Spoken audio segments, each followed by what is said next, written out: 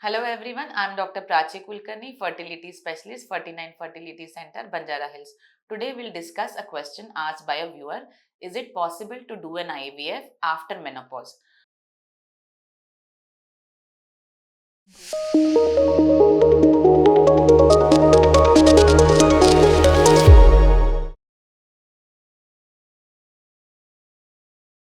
So it is possible to do an IVF after menopause, but because the eggs are exhausted, we have to use eggs from a donor.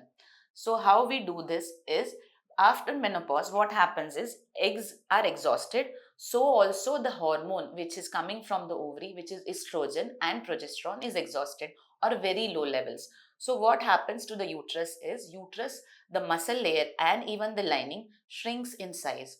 So it becomes unfavorable to accept the pregnancy. So what we do is we first evaluate the lady medically to see if she is fit for pregnancy. So there are some blood tests which we do, and we do an ultrasound scan along with maybe ECG 2D echo to check her general fitness.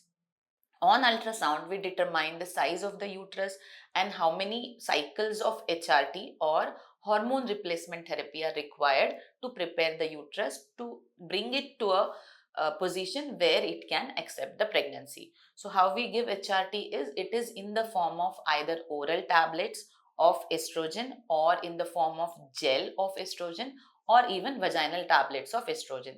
Approximately 2 to 3 weeks of estrogen tablets we give, then we call back to see how the uterus has responded to these medications.